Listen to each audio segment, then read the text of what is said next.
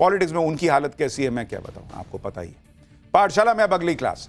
चांदी crash, gold गिर रहा, ऐसा क्या हुआ कि लाखों करोड़ों डूब गए? अब गोल्ड उठेगा भी या नहीं? अमेरिका, चीन और रशिया का कौन सा ऐसा खेला, सिल्वर और गोल्ड का तेल निकल गया? अब इसका चैप्टर। भाई इस वक्त गोल्ड और सिल्वर की फिर से बहुत ज्यादा चर्चा है, क्योंकि सोना और चांदी जिस तेजी से ऊपर गया था, ऐसा लग रहा था कि अब तो भैया ये तो आठवां आसमान फाड़ के ऊपर चला जाएगा, उससे कहीं डबल तेजी से नीचे आने लगा है। सोने चांदी के दाम जब बढ़ रहे थे तो बहुत लोगों ने इसमें यह सोचकर पैसा लगा दिया कि गोल्ड सिल्वर के रेट अभी और ऊपर जाएंगे। ऐसा उस वक्त दिख भी रहा था, क्योंकि गोल्ड सिल्वर रिकॉर्ड पर रिकॉर्ड बनाए जा रहे थे। लेकिन एकदम से खेल ऐसा पलटता दिख रहा है कि अपने ऑल टाइम हाई से सोना 24,000 रुपए गिर चुका है। ऑल टाइम हाई से चांदी 1,60,000 रुपए गिर गई है। और आप सोचिए कि यह सब 20 दिन के अंदर हुआ है। लेकिन अचानक ऐसा क्यों होने लगा कि जिस गोल्ड और सिल्वर की कीमतों में आंधी आई हुई थी, वो अब मुंह के बल ऐसा गिर रहे हैं कि लोग कह रहे हैं कि कहीं सोना 1 लाख के नीचे तो नहीं आ जाएगा। लोगों के लाखों करोड़ रुपए इसमें डूब गए हैं। ये सब क्यों हो रहा है, इसकी डिटेल आपको बताऊंगा। आप ये भी देखिए कि सोना चांदी उस वक्त नीचे आ रहे हैं जिस वक्त अमेरिका और ईरान के बीच टेंशन बढ़ती जा रही है। वैसे तो गोल्ड सिल्वर के रेट और ऊपर जाने चाहिए थे, क्योंकि जब भी अनिश्चितता होती है तो भाई गोल्ड की कीमत बढ़ती है। अमेरिका और ईरान एक दूसरे पर इस वक्त चढ़े हुए हैं। नए युद्ध का खतरा है, एक बार फिर से तेजी से मंडराने लगा है।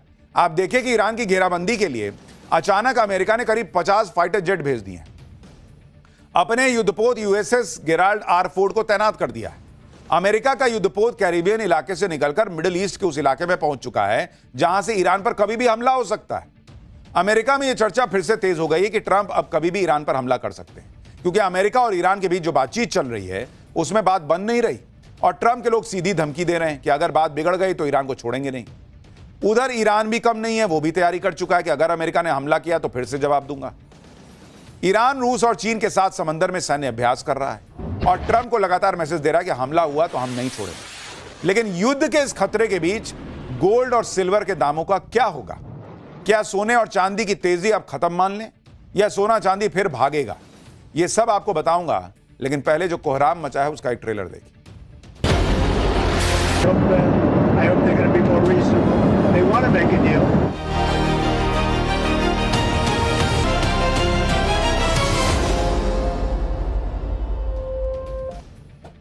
सबसे पहले बात गोल्ड के गिरने की और चांदी के क्रैश होने की। अभी तक तो सोना चांदी ने गदर काट रखा था, लेकिन अब फिर से लोग भयंकर कंफ्यूजन में जी रहे हैं कि सोना चांदी खरीदना है या भाई बेच के निकल जाना है।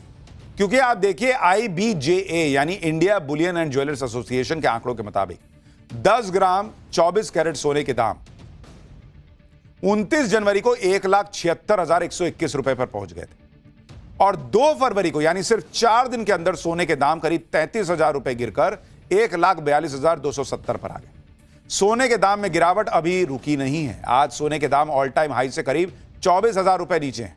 आज सोने की कीमत 1,51,963 रुपए। अगर सोना और चांदी दोनों की बात करें तो सोने की कीमत 20 दिनों में करीब 14% गिर चुकी है, और चांदी की कीमत इन 20 दिनों में 38% गिर चुकी है। आप देखिए कि इन सभी वजहों से जिस तरह सोना गिरा और चांदी क्रैश हुआ, उसने कैसे लाखों करोड़ रुपए लोगों के डुबा दिए। आप देखिए किस तरह से लोगों का नुकसान हो रहा है, और इसलिए लोग उहापोह में भाई कि क्या करना है, खरीदना है, बेच के निकल जाना है। 17 फरवरी अगर आप देखेंगे मार्केट से साफ हुआ कितना पैसा भाई सोना चांदी गिरने से? 116 लाख करोड़ रुपया सोना चांदी गिरने से, उसके रेट गिरने से। और अगर आप देखिएगा 31 जनवरी से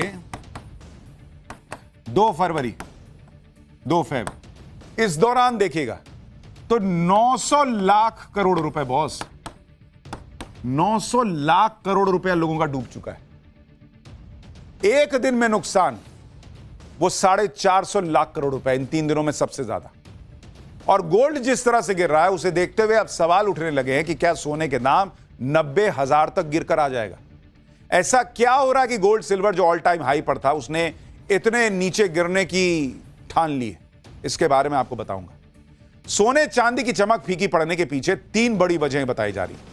पहली, रूस और अमेरिका के बीच डॉलर वाली डील की खबर। दूसरी, चीन में नए साल का जश्न। और तीसरी ईरान और अमेरिका के बीच बातचीत। अब ये तीनों क्यों ये वजह बन रही हैं गोल्ड और सिल्वर के रेट के गिरने की, उसको डिटेल में समझिए। सोने चांदी की कीमतों में जिस खबर का सबसे ज्यादा असर पड़ा है वो है अमेरिका और रूस के बीच डॉलर को लेकर होने वाली संभावित डील। मीडिया रिपोर्ट्स के मुताबिक रूस के राष्ट्रपति पुतिन अमेरिका के राष्ट्रपति ट्रंप के साथ आर्थिक साझेदारी बढ़ाने पर विचार कर रहे हैं, जिसके लिए रूस अमेरिकी डॉलर में कारोबार के लिए तैयार हो सकता है। अगर ऐसा होता है तो यह पुतिन का उस फैसले का से यू टर्न होगा जिसमें उन्होंने ग्लोबल ट्रेड में डी डॉलराइजेशन को बढ़ावा देने की हामी भरी थी। साल 2022 के बाद यूक्रेन के साथ युद्ध और अमेरिका की तरफ से लगाए जा रहे प्रतिबंधों के बीच पुतिन डी डॉलराइजेशन की वकालत करते रहे। अगर पुतिन ट्रंप के बीच डॉलर को लेकर यह डील हो गई तो डॉलर और मजबूत हो जाएगा, और डॉलर मजबूत हुआ तो सोना चांदी को कमजोरी झेलनी पड़ेगी। सोना चांदी के दाम और गिर सकते हैं।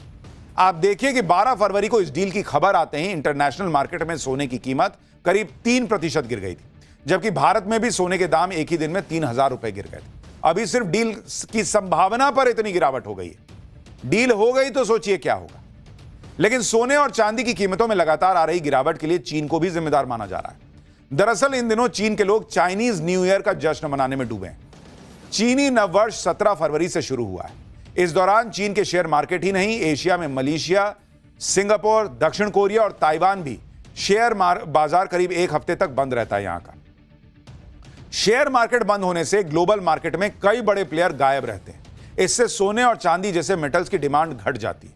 आप देखिए कि 17 फरवरी को ही सोने और चांदी के दाम करीब 2% तक गिर गए।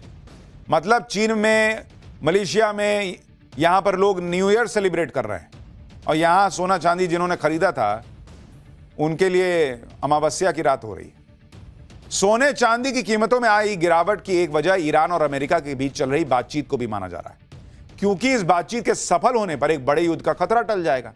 पहले ओमान और अब स्विट्जरलैंड के जिनेवा में ईरान और अमेरिका के बीच बातचीत का दूसरा राउंड चल रहा है। अभी तक तो बातचीत से मौजूदा संकट का हल नहीं निकला है। हालांकि दोनों तरफ से बातचीत सकारात्मक होने के दावे भी किए जा रहे हैं, लेकिन इसी तरह की डील अब तक फाइनल नहीं हो पाई है। हालांकि अगले 2 हफ्तों में बातचीत का अगला राउंड होने की भी बात कही जा रही है। ऐसे में समझना जरूरी है कि ईरान और अमेरिका के बीच बातचीत किस वजह से कामयाब नहीं हो पा रही। दरअसल अमेरिका की तरफ से रेड लाइन तय कर दी गई है कि ईरान को परमाणु कार्यक्रम छोड़ना होगा और मिसाइल कार्यक्रम को सीमित करना होगा, जबकि ईरान इस रेड लाइन को मानने के लिए कतई तैयार नहीं। ईरान का दावा है कि उसका परमाणु कार्यक्रम ऊर्जा जरूरतों को पूरा करने के लिए। साथ ही ईरान ने साफ कर दिया है कि बातचीत सिर्फ परमाणु कार्यक्रम पर ही होगी, मिसाइल कार्यक्रम पर इसमें कोई चर्चा नहीं होगी।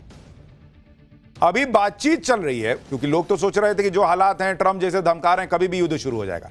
तो चूंकि इतना लंबा मामला खिंच गया और युद्ध शुरू नहीं हुआ, तो मार्केट सेंटिमेंट ये बना कि कहीं ऐसा तो नहीं मामला सेट हो जाएगा दोनों के बीच। ले, सोना चांदी गिर गया और धप से पूरी दुनिया ये उम्मीद लगाए बैठी है कि अमेरिका और ईरान के बीच बातचीत सफल होगी तो दुनिया भर में मची उथल पुथल पर कुछ हद तक लगाम लगेगी।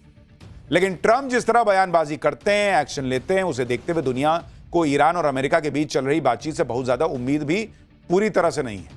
हालांकि ट्रंप लगातार दावा कर रहे हैं कि ईरान और अमेरिका के बीच डील हो जाएगी, लेकिन आप देखिए कि एक तरफ स्विट्जरलैंड के जिनेवा में ईरान और अमेरिका के बीच बातचीत हो रही है, दूसरी तरफ अमेरिका खाड़ी देशों में लगातार अपनी सैन्य तैनाती बढ़ाता चला जा रहा है।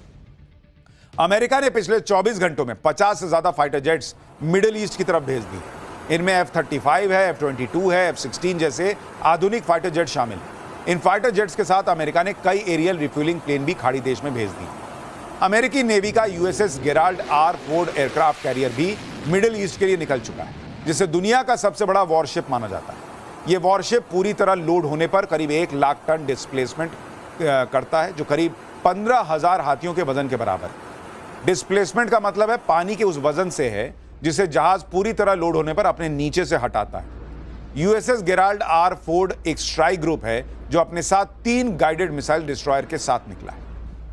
यानी उधर बातचीत चल रही है और इधर तैयारी ऐसी चल रही है कि लोग समझ ही नहीं पा रहे हैं कि भाई लड़ोगे कि चुप बैठोगे, एक बार बता दो सोना खरीदेंगे नहीं खरीदेंगे। इससे पहले अमेरिका का समंदर में तैरता किला माना जाने वाला USS अब्राहम लिंकन पहले ही ईरान के पास पहुंचा बैठा है। अपने इन्हीं वॉरशिप्स, फाइटर जेट्स और मजबूत सेना के दम पर ट्रंप लगातार ईरान पर दबाव बनाने में जुटे हैं। कह रहे हैं कि ईरान पिछली बार जैसी गलती नहीं करेगा और अमेरिका के साथ डील कर लेगा। एक बार ट्रंप को सुनिए, फिर आपको ट्रंप की इन प्रेशर टैक्टिक्स पर ईरान के सुप्रीम लीडर ने किस तरह पलटवार किया है वो भी बताता हूं। could have had a deal instead of sending the B-2s in to knock out their nuclear potential. We had to send the B-2s. I hope they're going to be more reasonable. They want to make a deal. Iran के साथ बातचीत के बीच Trump की तरफ से लगातार धमकियां दी जा रही हैं। तो ऐसे में ईरान के सुप्रीम लीडर खामनेई भी पहली बार खुलकर हुंकार भरते दिखे। ट्रंप के हमले का खामनेई ने जिस अंदाज में जवाब दिया, उसके बाद अमेरिका और ईरान के बीच चल रही बातचीत खटाई में पड़ने की अटकलें तेज होने लगी। खामनेई ने पहली बार अमेरिका, उसकी पावरफुल आर्मी और ईरान की घेराबंदी के लिए भेजे गए अमेरिकी वॉरशिप्स को निशाने पर लिया और 30 मिनट के अंदर ट्रंप की तीन बड़ी चेतावनी देते हुए कहा कि ट्रंप कहते रहते हैं कि उन्होंने ईरान की तरफ एक एयरक्राफ्ट कैरियर भेजा है। भले ही एक एयरक्राफ्ट कैरियर निश्चित तौर पर एक खतरनाक हथियार है, लेकिन एयरक्राफ्ट कैरियर से भी ज्यादा खतरनाक वो हथियार है जो इस वॉरशिप को समंदर की गहराई में भेज सकता है। मतलब खामनेई कह रहे हैं कि भाई तुम्हारा क्या है, उसको ऐसा फोड़ूंगा कि जाके समंदर में गिरा मिलेगा अंदर। आगे खामनेई ने कहा कि अमेरिकी राष्ट्रपति कहते रहते हैं कि उनके पास दुनिया की सबसे मजबूत मिलिट्री फोर्स है, लेकिन दुनिया की सबसे मजबूत मिलिट्री फोर्स पर भी कभी कभी इतना जोरदार हमला हो सकता है कि वो उठ ही ना सके। यही नहीं, खामनेई ने आगे कहा कि ट्रंप मान चुके हैं कि 47 सालों से अमेरिका ईरान के इस्लामिक गणराज्य को खत्म नहीं कर पाया। यह एक सच्चा और अच्छा कबूलनामा है। ट्रंप भी ईरान को नहीं झुका पाएंगे। यानी खामनेई ने भी ट्रंप को और पिन मार दिया कि हमको धमकाओ मत, ये सब तस्वीरें दिखा के। अमेरिका के साथ जारी इस तनातनी के बीच ईरान ने एक बार फिर शक्ति प्रदर्शन किया। ईरान की सेना ने हॉर्मुज स्ट्रेट में मिलिट्री ड्रिल की, जिससे समंदर में खड़े वॉरशिप्स को मिसाइलों से सटीक निशाना साधकर ध्वस्त करने की तकनीक का प्रदर्शन किया। मतलब अमेरिका वॉरशिप खड़ी कर रहा है, ये वॉरशिप को फोड़ते हुए अपनी तस्वीरें दिखा रहा है। इस मिलिट्री ड्रिल के जरिए एक तरफ ईरान ने अमेरिका को दिखा दिया कि युद्ध छिड़ा तो उसके निशाने पर ईरान को घेरने के लिए पहुंचे अमेरिकी वॉरशिप्स। साथ ही उसने मिलिट्री ड्रिल के दौरान हॉर्मुज स्ट्रेट को बंद करके पूरी दुनिया को भी मैसेज दे दिया ईरान पर हमला होने से दुनिया किस तरह से प्रभावित हो सकती है, क्योंकि ईरान पहले भी साफ कर चुका है कि हमला हुआ तो वो हॉर्मुज स्ट्रेट को बंद कर देगा। और यह पहला मौका है कि जब अमेरिका की सैन्य कार्रवाई की धमकी के बीच ईरान ने इस हॉर्मुज स्ट्रेट को बंद करके भी दिखा दिया। ईरान के शक्ति प्रदर्शन में अब रूस और चीन भी उसके साथ आ गए। रूस और चीन के युद्धपोत हॉर्मुज में ईरान के साथ होने वाली जॉइंट मिलिट्री ड्रिल के लिए निकल चुके हैं। यानी माहौल जो है वो पूरा अभी जो है ना हिला हुआ है। ये युद्ध होगा नहीं होगा, चाइना में न्यू ईयर सेलिब्रेशन खत्म होगा तो हो सकता है कि सोने चांदी के दाम थोड़े से रिकवर करें। और अगर रशिया और अमेरिका की जो डॉलर को लेकर बातचीत चल रही है, अगर वो सफल हो गया तो कीमत और गिर सकती है, नहीं हुआ तो फिर चढ़ जाएगा। तो अभी मामला जो है ना बड़ा ऊपर नीचे है बॉस। जो कीजिएगा बहुत सोच समझ के कीजिएगा। पाठशाला में अब अगला चैप्टर। 4 महीने की पुरानी शादी, सीए पति ने गर्भवती पत्नी का कैंची से गला क्यों काट दिया, वैलेंटाइन डे मनाया, मां बाप से मिलवाया, फिर अचानक पत्नी को बेरहमी